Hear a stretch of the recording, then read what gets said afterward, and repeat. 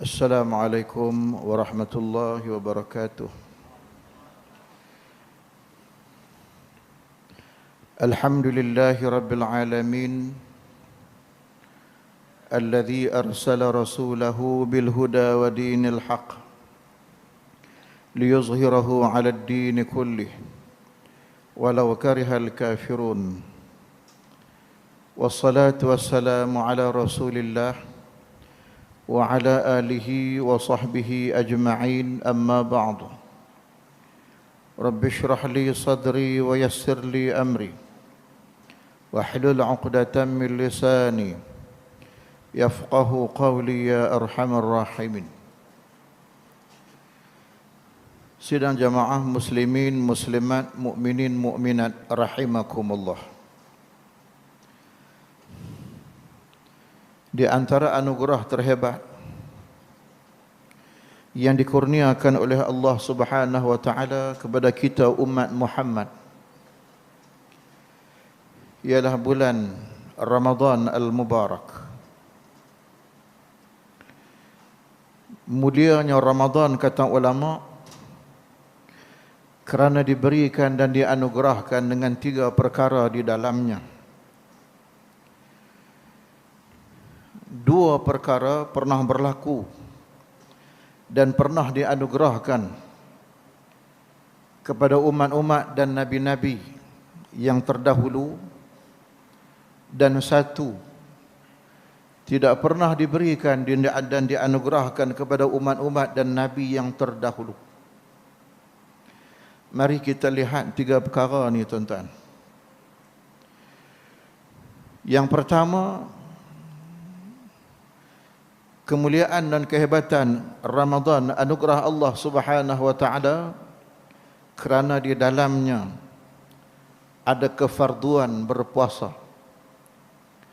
Ini berdasarkan firman Allah Subhanahu wa taala di dalam Al-Quran, di dalam surah Al-Baqarah ayat 183. Firman Allah Subhanahu wa taala, A'udzu billahi minasyaitonir rajim. يا أيها الذين آمنوا كتب عليكم الصيام كما كتب على الذين من قبلكم لعلكم تتقون. Maksudnya, wahai orang yang beriman kepada Allah, telah difardukan ke atas kamu berpuasa di dalam bulan Ramadan seperti mana telah difardukan kepada umat-umat terdahulu sebelum kamu. Dan hikmah kefarduan puasa, mudah-mudahan kamu menjadi hamba Allah yang bertakwa. Ini yang pertama. Kemudian yang kedua,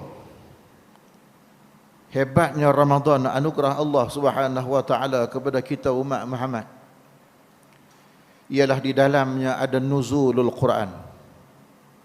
Ini berdasarkan firman Allah Subhanahu wa taala dalam surah Al-Baqarah ayat 185, selang 3 ayat dengan yang pertama.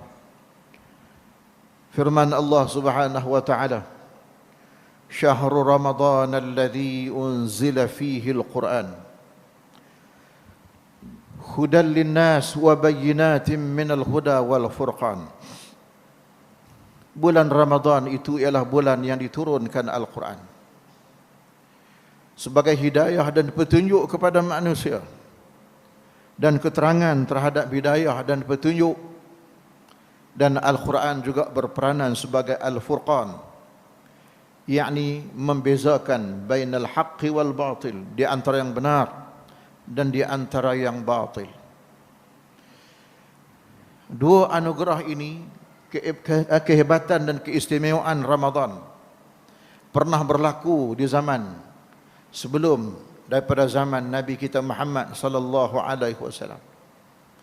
Adapun istimewanya Ramadan yang ketiga, yang dikhususkan hanya kepada kita umat Muhammad, Allah Subhanahu wa taala menganugerahkan 1 malam yang dinamakan malam Lailatul. Ini berdasarkan firman Allah dalam surah Al-Qadr Firman Allah Subhanahu wa taala, "Inna anzalnahu fi lailatul qadr. Wa ma adraka ma lailatul qadr. Lailatul qadri khairum min alfi syahr." Maksudnya, sesungguhnya kami telah menurunkan akannya, yakni Al-Quranul Karim, pada malam Lailatul Qadar. Tahukah kamu apakah malam Lailatul Qadar itu? Lailatul Qadar itu ialah malam yang terlebih baik berbanding 1000 bulan. Lailatul Qadri khairum min alfi syahr. Inilah 3 benda, tuan-tuan, keistimewaan anugerah Allah kepada kita umat Muhammad yang berkait dengan Ramadan. 2 pernah berlaku kepada umat zaman terdahulu, 1 khusus kepada kita umat Muhammad, tak pernah berlaku. Mari kita telusuri setiap satu ni secara ringkas. Adapun kefarduan berpuasa bulan Ramadan, Allah Ta'ala dah sebut dalam ayat ni, kama kutiba ala alladhina min qablikum. Kefarduan puasa ni, tuan-tuan, telah difardu kepada umat zaman dahulu. Maka berdasarkan pandangan sebahagian ulama, di antaranya Imam Ibn Kathir, yang meriwayatkan dan menceritakan kaedah berpuasa umat terdahulu, bagaimana disebutkan puasa Nabi Adam alaihissalam, puasa Nabi Nuh alaihissalam, sebulan 3 hari wajib, dan itu kekal menjadi sunat kepada umat Muhammad. Itulah dia puasa hari putih 13, 14 dan 15. Ada riwayat menunjukkan puasa kepada orang-orang Yahudi umat Nabi Musa alaihi salam 50 hari. Kepada umat Nabi Isa alaihi salam 40 hari. Dan ini ada riwayat mengatakan berlaku di dalam bulan Ramadan. Namun orang Yahudi ini, tuan-tuan, perangai ada kita maklum. Bila Ramadan ini berpuasa, Ramadan ni bulannya musimnya musim panas, kering. Kering tekak. Maka dia tak suka, dia ubah, dia renjak main musim bunga. Ini perangai orang Yahudi. Dia tak suka semayang berapa rakaat, dia ubah. Ini yang berlaku. Maka dia menolak keistimewaan Ramadan. Maka di hujung ayat Allah Ta'ala menyatakan hikmah berpuasa Ramadan, la'allakum tattaqun. Mudah-mudahan kamu menjadi orang yang bertakwa. Lalu timbul persoalan, di mana kedudukan takwa? Nabi Muhammad pernah sebut kepada para sahabat, at-taqwa ha huna, at-taqwa ha huna, at-taqwa ha huna. Nabi tunjuk ke dada. Yang dikatakan takwa itu ialah di sini. Taqwa itu di sini, taqwa itu di sini. Maka dalam hadis yang lain Nabi sebut, inna fil jasadi mudghah, idza salahal jasadu kulluh, wa idza fasadal jasadu kulluh, ala wahyal qalbu. Sesungguhnya di dalam jasad kamu, hai manusia, ada segumpal darah dinamakan mudghah, seketul darah. Andai darah ini baik, maka baiklah keseluruhannya. Dan seandainya buruk darah ini, maka buruklah keseluruhannya. Maka ulama menyatakan, sama ada baik ataupun buruk akan berlaku pada 2 tempat. Yang pertama berlaku kepada tubuh badan, jasad, jasmani. Yang kedua berlaku kepada spiritual, roh, minda. Sebab itu kalau buruk, kalau baik, dia ada beza.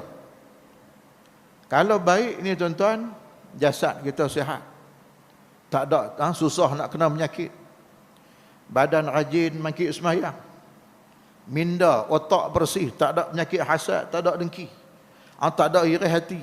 Ini kalau baik. Maka demikianlah sebaliknya seandainya buruk.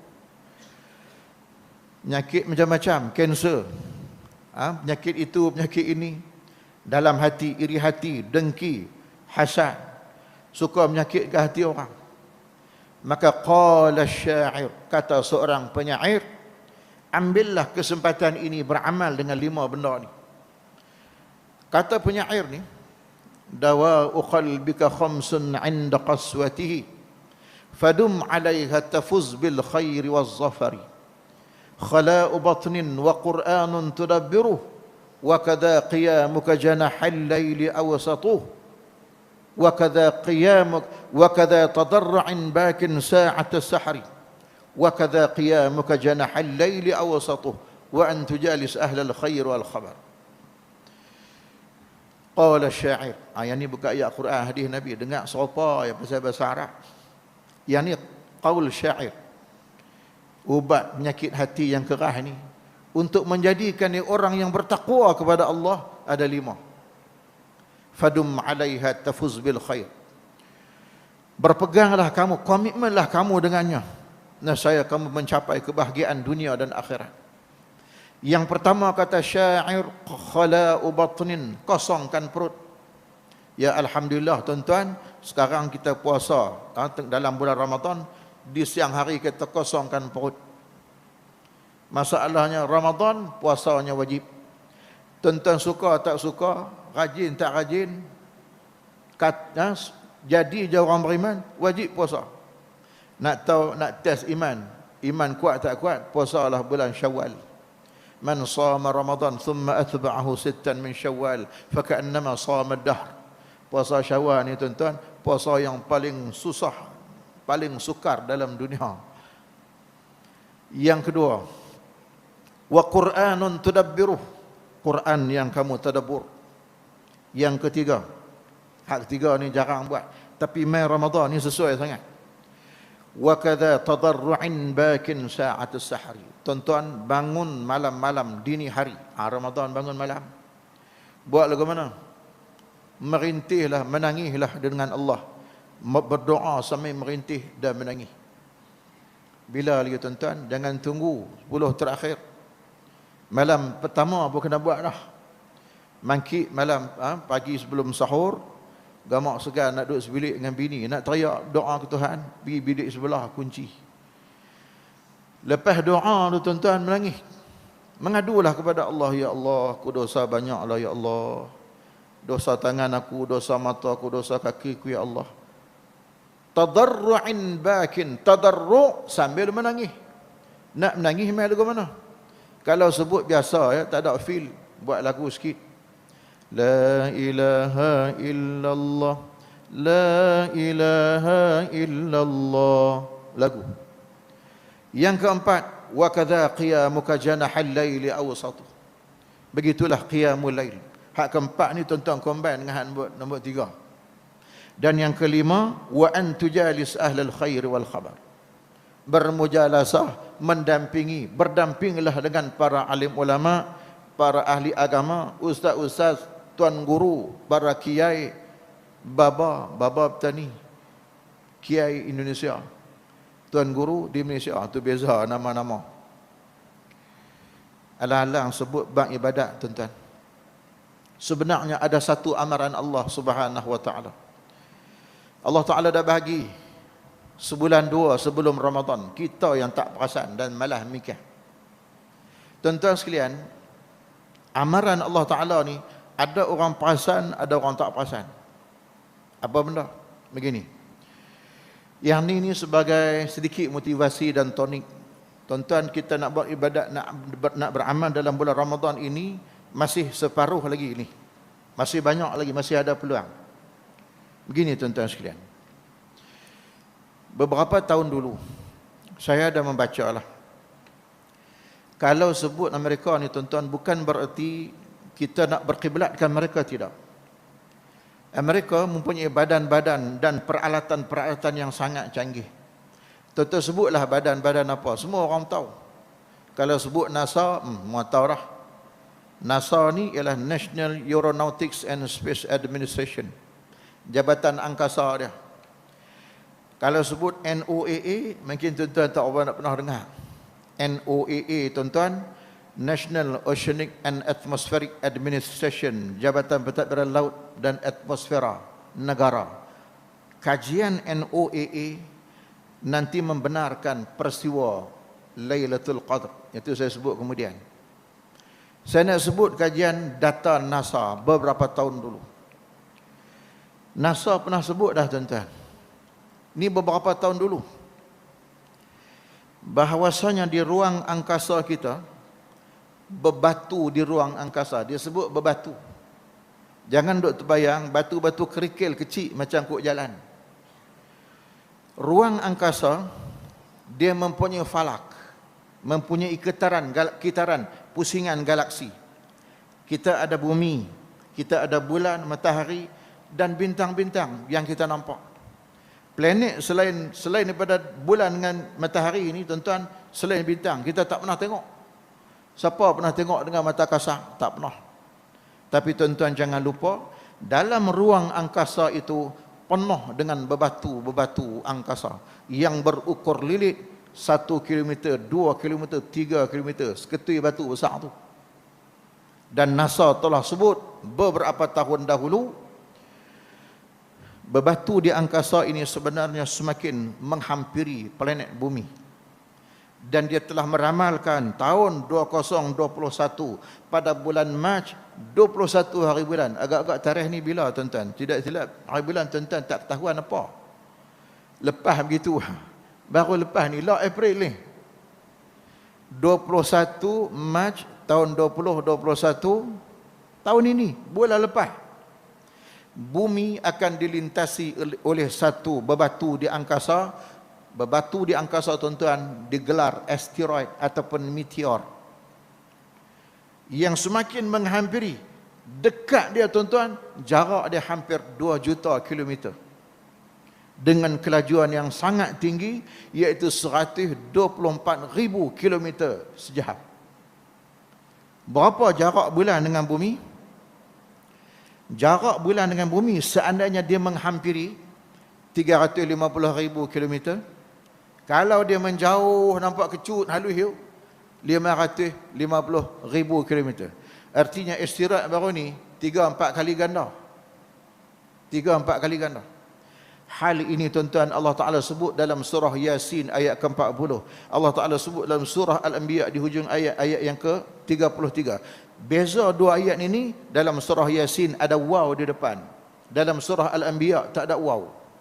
Dalam surah Yasin ayat ke-40 di hujung ayat, wa kullun fi falakin yasbahun. Dalam surah Al-Anbiya tak ada waw. Kullun fi falakin yasbahun.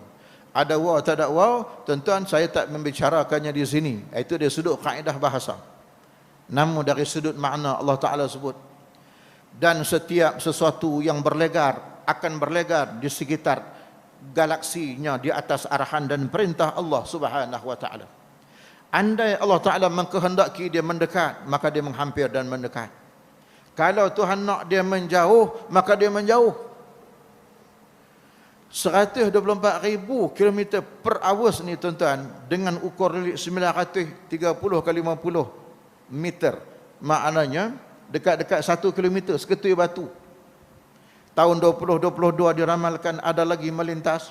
Tahun 2025 dan tahun 2027. Andai batu ini menghentam bumi. Kalau dihentam bumi jadi apa? Akan berlaku letupan dan letusan, menghasilkan asap yang berkepul di langit. Dan ternyata benar firman Allah dalam surah Ad-Dukhan ayat ke-10.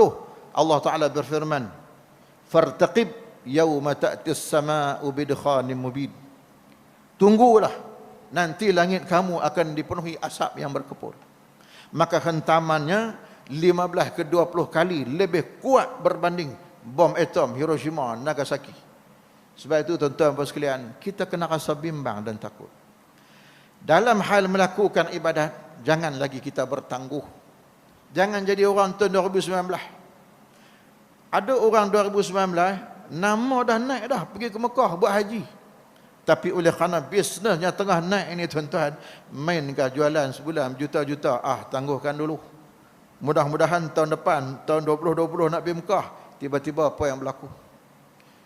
Niat lagi tahun 2021, keadaan belum menentu. Tuan-tuan, tahun 2020, tuan-tuan tahu tak berapa kali gempa bumi dalam keseluruhan planet bumi berlaku? Saya baca dalam laporan Sahabat Sinar ya. Tahun 2020, tuan-tuan, hampir 14,000 kali az-zalazil, gempa bumi berskala Richter 2.5 minimum sampai ke 7. Kita tak sedarlah, kita tak duduk dalam kawasan plat tektonik bumi. Ini semua amaran Allah Subhanahu wa taala. Adakah kita nak bertangguh dalam melaksanakan ibadah? Keadaan tak menentu. Tengok tuan-tuan, tengok hari ini 3,000 lebih. India tuan-tuan, negara mereka hampir hancur musnah kerana sombong dan takabur dengan Allah. Kes sehari 350,000 sehari kes positif.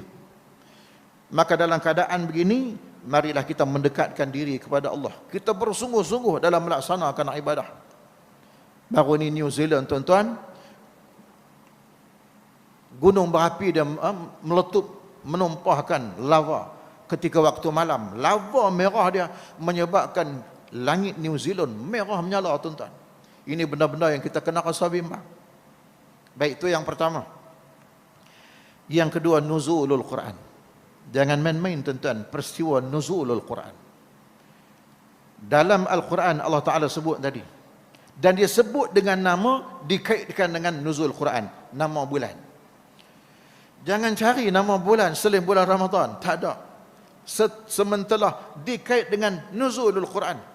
Syahrul Ramadan alladhi unzila fihi al-Quran. Bulan Ramadan, bulan yang diturunkan Al-Quran. Lagu mana bentuk penurunan Al-Quran? Yang menurut pendapat para ulama, turun Al-Quran itu minas sama'il ulya ila sama'id dunya.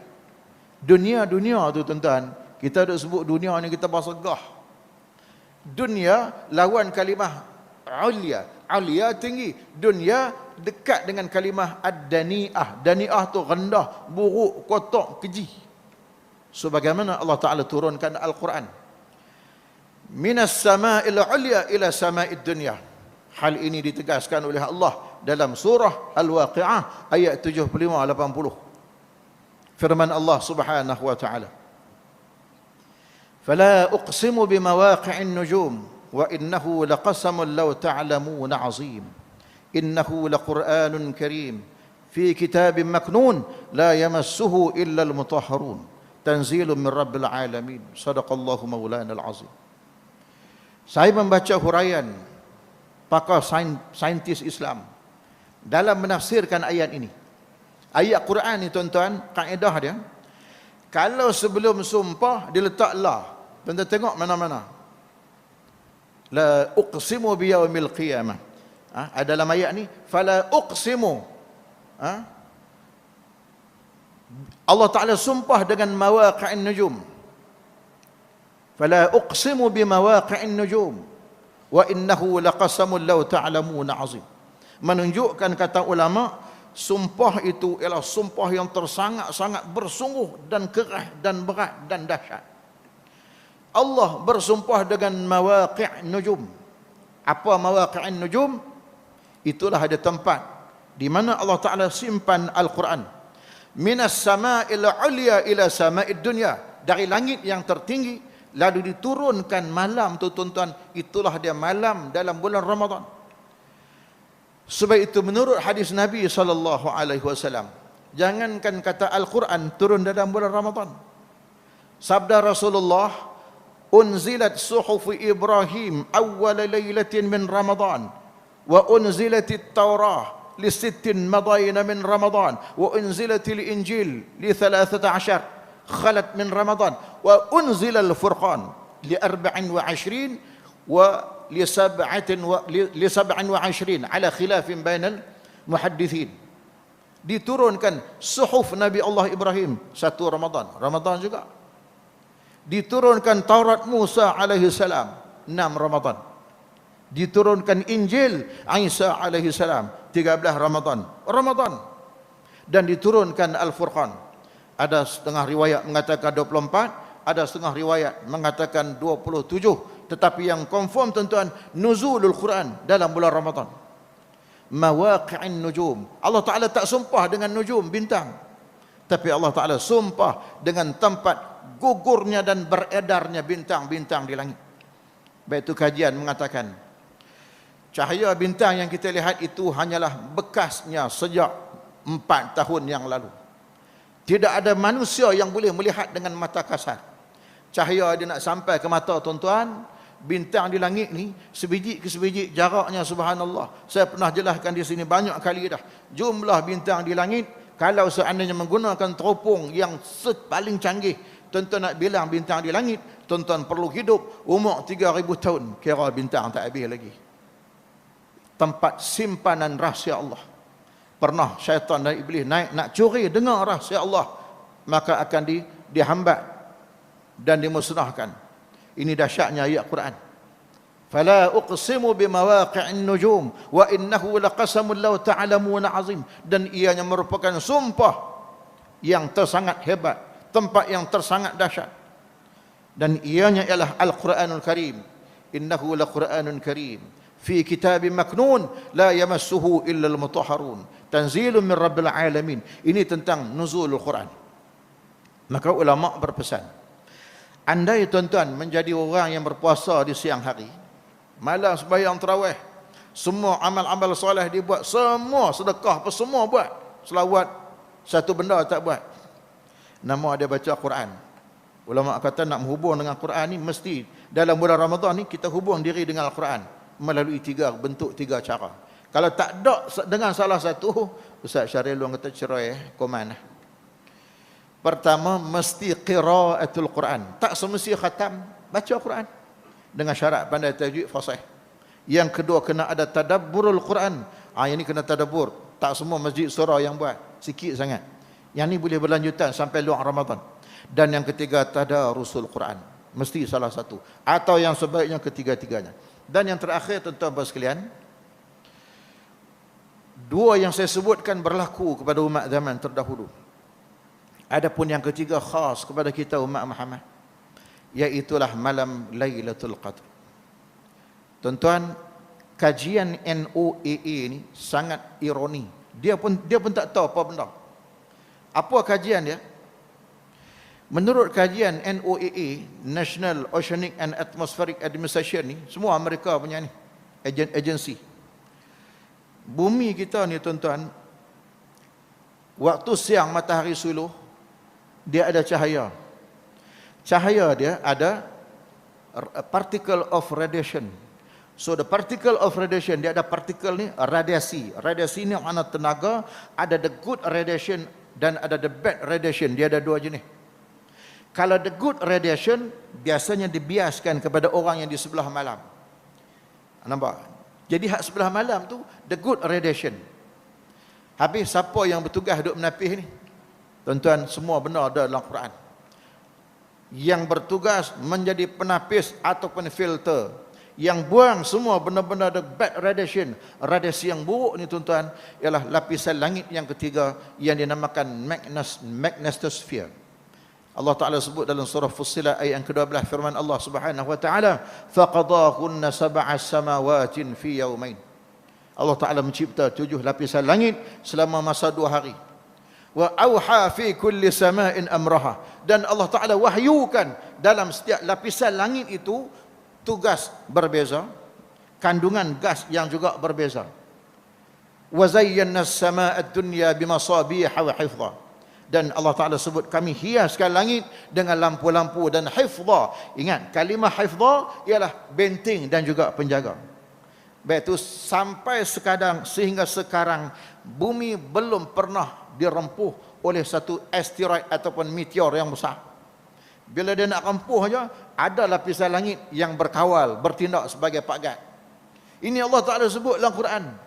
وَزَيَّنَّا السَّمَاءَ الدُّنْيَا بِمَصَابِيحَ وَحِفْظًا ذَلِكَ تَقْدِيرُ الْعَزِيزِ الْعَلِيمِ. Itulah takdir Allah yang maha agung, maha mengetahui. Betul sampai keadaan sekarang. Namun tuan-tuan, NASA dah sebut semakin menghampiri 85%. Aku dekat. Baik.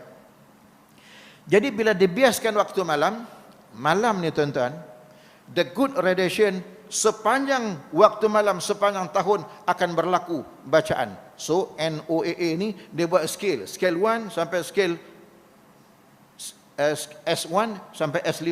So bacaan dia daripada 0 ke 100,000. Bacaan terbaik 1000 MeV, mega elektron volt particle. S1 still 1 cm2. Tentang apa tuan-tuan tak faham, dengar sudah. Ini orang mengaji elektrik ini faham. Saya ceramah, saya sebut benda ni.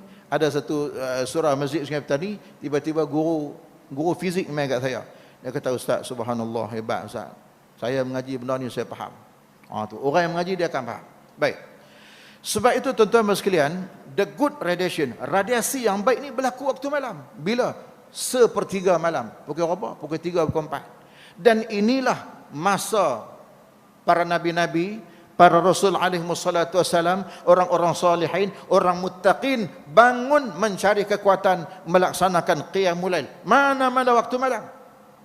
Namun tuan-tuan dan sekalian, dalam kajian yang berdasarkan solar cycle sunspot, kitaran pusingan cahaya matahari yang berjarak 11 tahun, kajian NOAA mendapati setiap 11.7 berdasarkan kalender orang putih bersamaan 12 bulan kalender takwim hijri. Logik dia kot mana 11.7? Tuan-tuan, 7 itu melambangkan sebulan. Andai tuan-tuan pecah 4, seminggu berarti 7 hari seminggu kan? Itu mewakili 25. Tapi kalau tuan-tuan tolak 3, berarti jumlah harinya antara 9 ke 11 hari. Dan itulah dia jumlah hari yang ditolak setiap tahun. Sebab itu kita duduk genjak ni, nampak tak? Kita raya ikut kalender Islam. Maka bersamaan 11.7 kalender orang putih sama dengan 12 bulan kalender hijri akan berlaku bacaan radiation, particle of radiation ni dia naik sampai tahap paling maksimum dan bacaan itu terbaik, iaitu bacaannya 1000 MeV, mega electron volt. Tuan-tuan ambil perhatian, kalau dalam ayat Quran Allah Ta'ala sebut ribuan tahun dahulu bahwasanya malam Lailatul Qadar ini khairun min alfi, kalimah alfun, lebih baik berbanding 1000 bulan.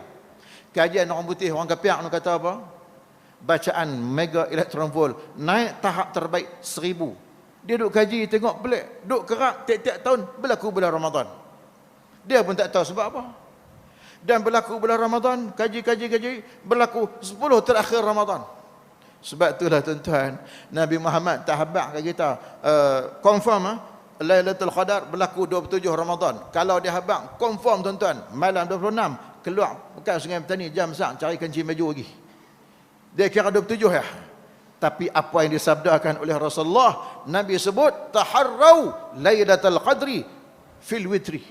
Cari malam Lailatul Qadar itu pada malam-malam ganjil. Maka 10 ada 5 malam ganjil. Tuan-tuan, di antara malam ganjil ini insya-Allah barang siapa yang amal di dalamnya, salamun hiya hatta matla'il fajr.